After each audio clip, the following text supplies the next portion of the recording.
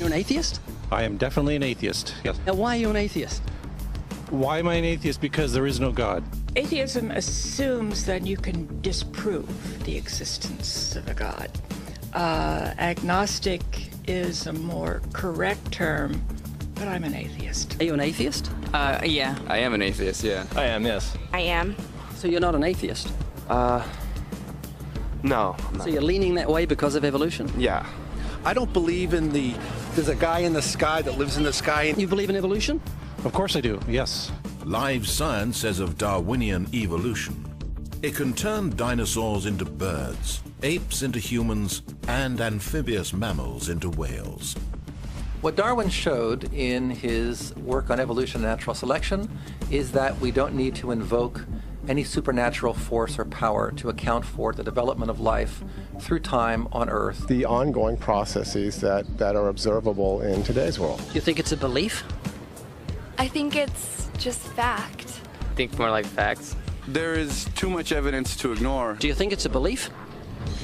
No, it's science. It's the way it happened. It's logical. You know, all the scientists pretty much agree with it. It's more of a fact. When did you start to believe? When I started to think for myself. When did you start believing? When I took my first biology class. It all started to make a lot of sense. The teacher made it very, very easy to understand. I generally trust the scientific community. Makes more sense than any religion or anything.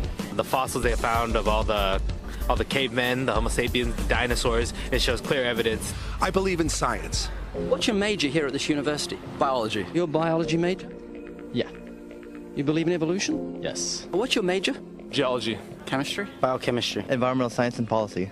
I'm a physicist. Biochemistry. Okay, do you believe in evolution? Yes, I do. Do you believe in evolution? Yes, I do. Of course. Yes, I do. I do believe in evolution. You believe in evolution? Yes. Are you a strong believer? Yes. Are you a strong believer? Yep. Yes. Yes. Absolutely. A scientific method is based on the collection of data through observation and experimentation. Science Daily. Could you give me some observable evidence that evolution is true? Something I don't have to receive by faith. Yeah. Some observable evidence. I mean, take a look at what happened 65 million years ago. Hang on, I can't. That's 65 million years ago. I believe, millions of years. So that can't be observed. We can trace the evolution through the fossil record. Could you be specific? Just give me one. Between 6 and 7 million years ago. Hundreds of thousands to millions of years? So it's quite a long time. Yes. Millions of years. Yes. So it can't be observed. Evolution is not testable over time. We are condemned to live only for a few decades, and that's too slow, too small a time scale to see evolution going on. Richard Dawkins. We see nothing of these slow changes in progress until the hand of time has marked the lapse of ages. Charles Darwin. You've got the canine kind, the coyote, and the domestic dog, and there's the feline kind, which is the cats, the tiger and the kitten, and you've got humankind. So Darwin said there'd be a change of kinds over many years, so could you give me one example of observable evidence of a change of kinds? So, for instance, the fossil record shows the common ancestors of all carnivores, that cats and dogs were once linked, once united by a common ancestor. How long ago? This, I believe, was like 60 million years ago. I don't want something I have to accept by faith. I want it to be observable. Observable evidence. Well, I mean, if you're just asking me here on the street, there's not really much I can tell you in terms of observable evidence. Like, we would have to really examine existing data to draw conclusions of our own. I would have to have faith then. We would have to have some amount of faith. Can you think of any observable evidence for Darwinian evolution where he said there'd be a change of kinds? Monkey to man, is that what you're talking about? Yeah, a change of kinds. I don't really believe there's any proof for that yet. Well, monkeys are the only ones with the 5th digit, like we have. Well, koalas have a 5th digit. Did you know that? I didn't know that. Think we're evolved from koalas? No. When I went to, like, Washington, D.C., I saw they had a whole exhibit just on In the Smithsonian? Yeah, in the Oh, Smithsonian. wait, so that is just like some stuffed dummies, like standing around a fire. I know that everyone talks about the missing link for humans and whatnot. I believe that there are connections that are out there that we haven't found yet. I'm going to trust what those experts did. those experts came up with. I have a strong trust in evolutionary ideas based on the evidence presented. Can you think of any observable evidence for Darwinian evolution, a change of kinds? I haven't seen it myself, but I believe what the textbooks tell me about it, so. You've got faith in the experts? I have faith in the experts, yeah. I guess similar to how religious people have faith that God actually exists, I have faith in the experts knowing what they're talking about. The scientific method must be observable and repeatable. So could you give me one piece of observable evidence for Darwinian evolution? Okay, I would point to, as one great example is look at the genetics of the stickleback. What's that? So stickleback fish are a very interesting collection of species that were recently isolated after the end of the Ice Age. What did they become? They're various species of sticklebacks. They stayed as fish? Well, of course. Can you think of any observable evidence where there was a change of kinds? Fish. Human beings are still fish. Human beings are fish? Why, yes, of course they are. How long did that take? A couple billions of years, millions. A couple of millions? How is that observable? It's not. We came out of the ground as a mammal, and one mammal created... Come out of the ground? Didn't we come out of the sea? Huh? Well, initially in the beginning, we came out of the ground and the sea after the great destruction of the... So did we have lungs or gills when we came out of the sea? You want to know something? Those that were in the sea, I guess, had gills, and those that were on land had lungs. But if we came out of the sea, we had gills in the sea. You want to know something? Who knows that we came out of the sea or we evolved from mammals? So you don't know? Huh? Of course I don't know. I'm accepting that they did their science correctly. Could you give me an example of Darwinian evolution, not adaptation or speciation, but a change of kinds? These are changes of kinds. They're still fish. They're distinctly different fish. We have thousands of examples. Can you give me one? I can give you thousands. Just one. For instance, I would say look at Lenski's experiments with bacteria then. So what did the bacteria become? The bacteria are still bacteria, of course. That's not Darwinian evolution. That's not a change of kinds, is it? It is a change. It is a change in the genetic makeup of the bacteria, which is still bacteria. So what did the bacteria become? A new kind of bacterium. So it's still bacteria. There's no change of kinds. To summarize, the observable evidence that you give me for Darwinian evolution is bacteria becoming bacteria. No, it is bacteria acquiring new metabolic capabilities. You said before that there is lots of evidence for evolution. I just want one observable evidence for Darwinian evolution, just one. But I gave you some. You don't want... Not some, I want one. Wait, you don't want that. I want one. Yes, I do. I'm pleading with people. You asked me to tell you when I've watched one species evolve into another. Isn't that right? No, one kind into another. There's 14 different definitions of species. So I want a change of kind. When you're talking about kinds or change in families, you're actually talking about macroevolution. You're talking about changes on the level that separate, say, cats from dogs. So could you give me any examples of Darwinian evolution? Well, when you say examples of that, then you have to sort of look at over a longer time frame. It has nothing to do with faith. Faith is something that I have to, unseen, I have to believe in. That's it, unseen. Look, do you believe evolution? Of course I do. Are you a believer in evolution? Yes, I am. When did you start to believe evolution?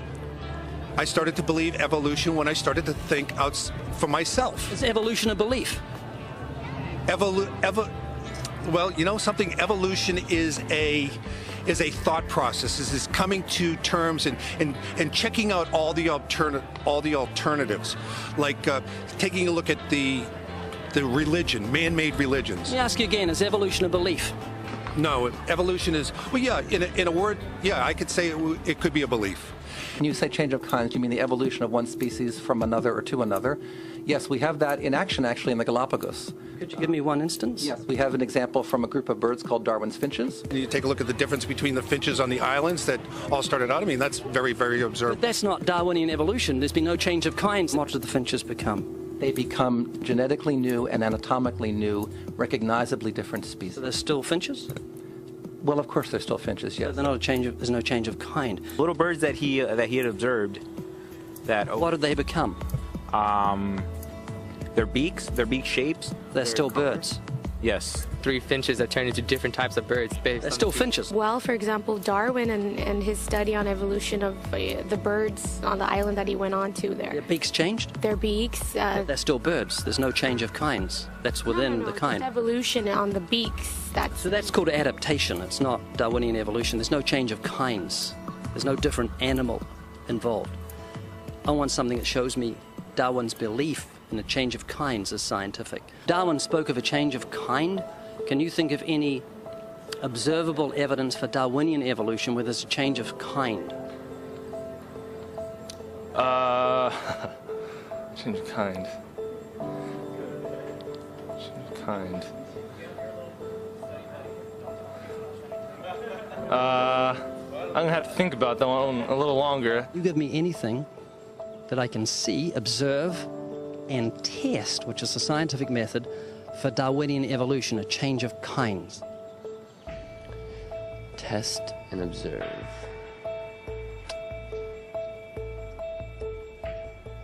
Could you give me observable evidence, which is the scientific method for Darwinian evolution, a change of kinds?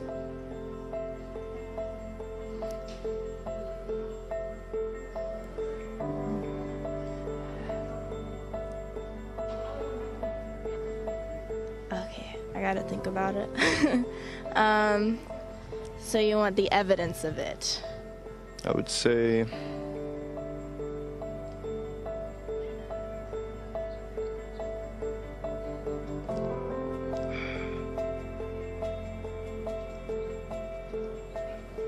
I cannot, I think.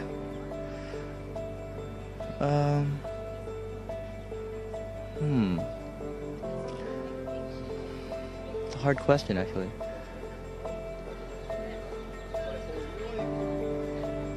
Mitochondrial DNA.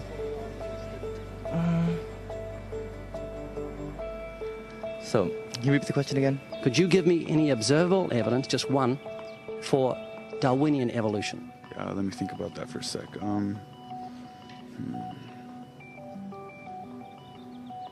Observable evidence, something where we don't have to exercise faith. Something that can be observed, like the scientific process, observable? That's a good question. That one I'm not quite sure. So you can't think of any observable evidence for evolution? No. How do you know it's true? I'm not sure. So Darwinian evolution is not observable, it's not scientific. I guess so. So it's unscientific, you can't prove it. It's scientific, actually. You could prove it. It could be proven, just... Do it for me. That's hard. That's just too broad of a... It's unobservable, that's why you need millions of years. Yes, exactly. You're trusting the biology majors and the biology professors know what they're talking about, and they can't even give me evidence of a change of kinds. Well, then there isn't one. If they don't give it, then I wouldn't say there was. Yeah. I just go on what I've seen and what I've learned from class. So you believe? Yeah. You know what that's called? What? Blind faith. Blind faith. Faith is the great cop-out, the great excuse to evade the need to think and evaluate evidence. Richard Dawkins. Do you believe in intelligent design? Of course not. Do you think everything is intelligently designed? No, I don't believe that things are intelligently designed. Okay, you seem like an intelligent person, so I'm going to ask you something. I'd like you to make me a rose, okay? How would you make a rose? I don't have the capabilities to do that. Hang on. No, it's not intelligently designed, so you should be able to whip me up a rose real quick. Do you believe a rose is intelligently designed? Definitely not. In order for me to know what to make, I have to know what a rose is. Well, it's got a seed, so you've got to start with nothing and you've got to create a seed from nothing. Oh. Can you do that? No, I can't. Could you make a rose from nothing? No. Can't make something from nothing. It's just basic, science. A rose from nothing? A rose. Just like, I can't, honestly. Why not? Me, I have no supernatural abilities. All the geniuses in the world can't make a grain of sand from nothing. We don't know where to start. I can't. Why not? I don't have millions, billions of years. That would be physically impossible. I mean, I would have to. That's not possible. So how could you say everything's not intelligently designed? Where does that leave you on the scale of intelligence if you say everything's not intelligently designed and you can't even make a rose? Why do you think there's no one teaching intelligent design at UCLA? Because they're not allowed to. We can teach anything we want. There's a reason intelligent design isn't taught in our learning institutions.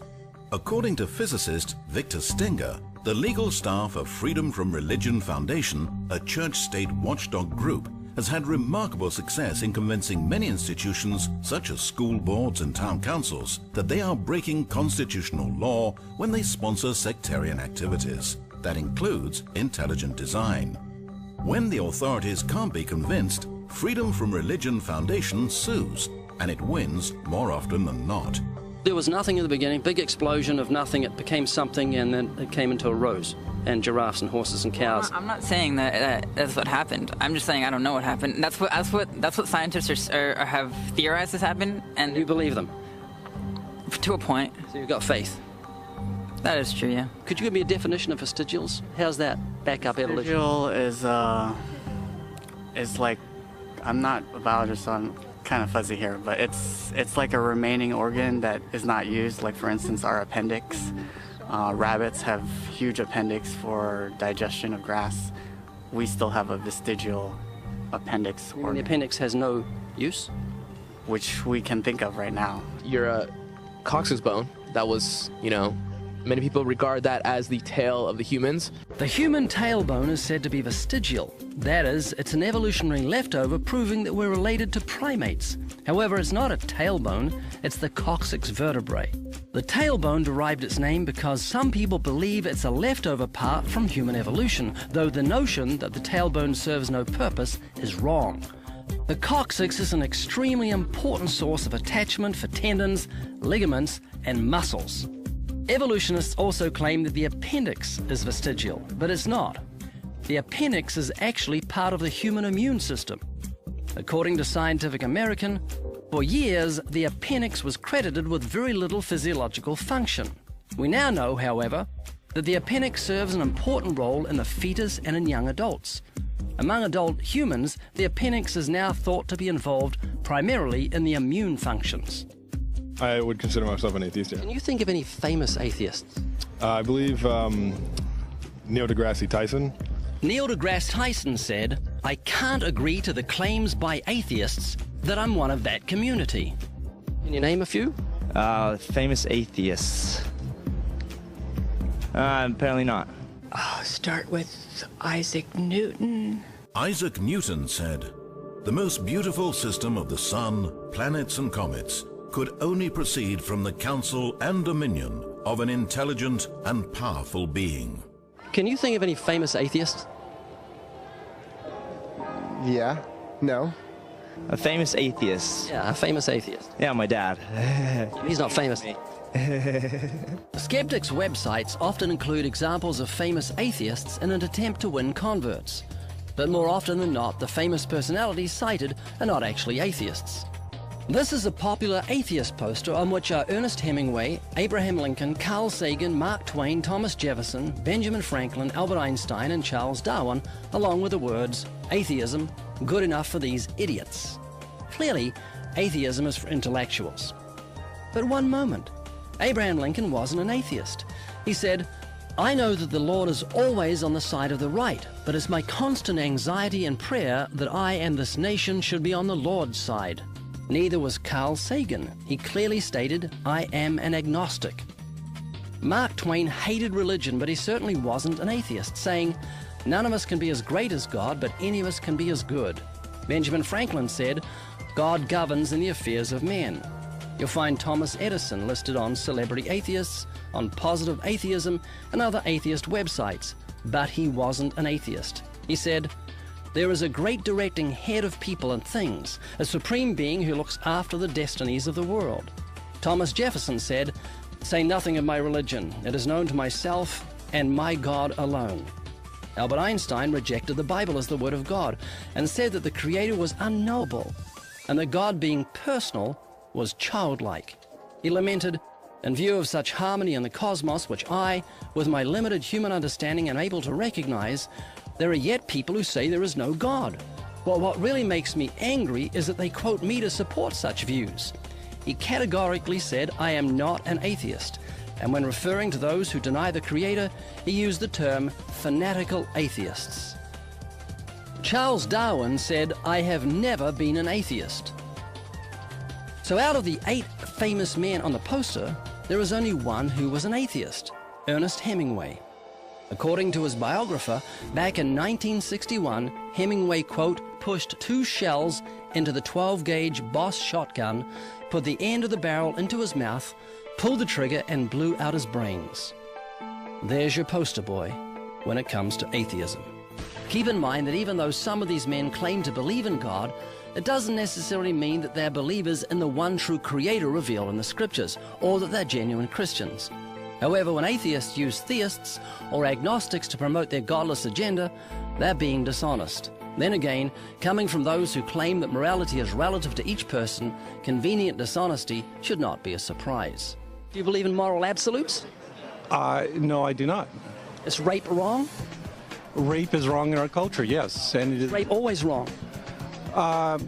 It depends on your beginnings. If you say that you have a respect for other human beings, then yes, rape is always wrong. So there are moral absolutes. Is rape absolutely wrong?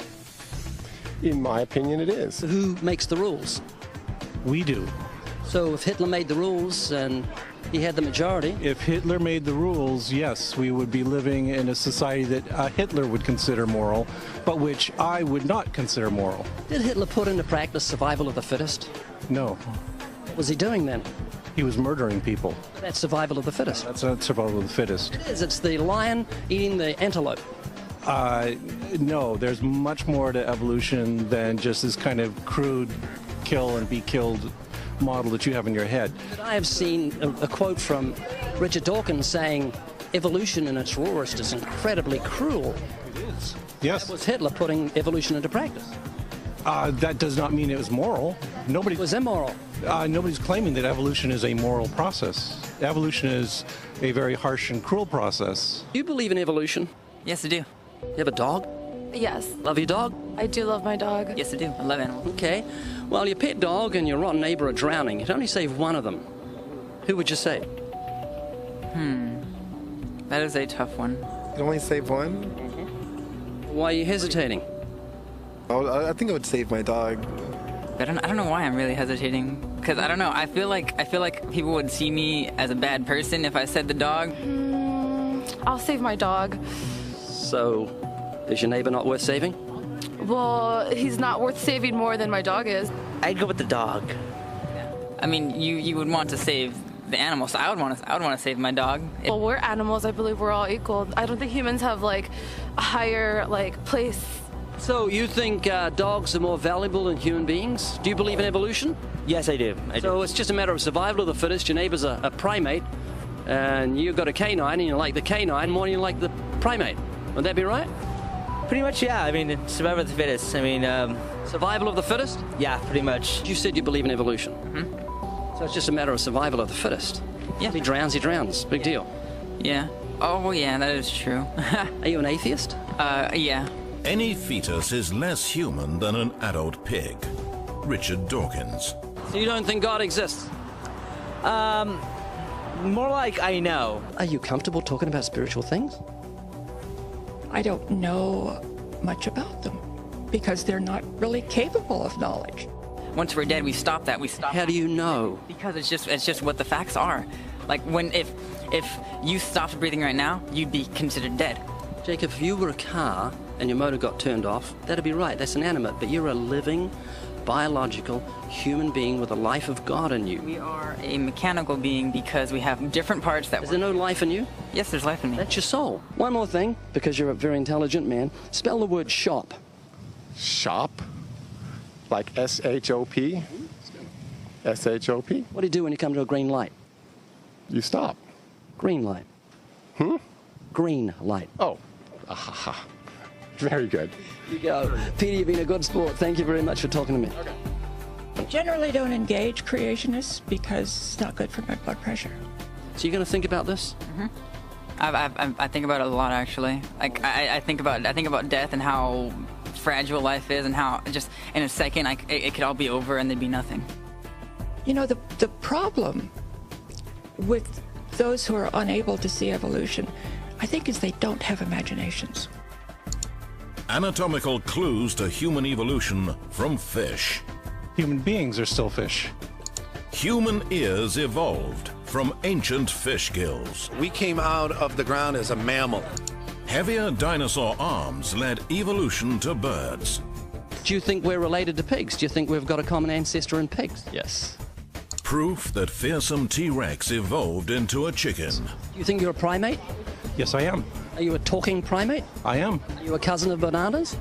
Why, yes.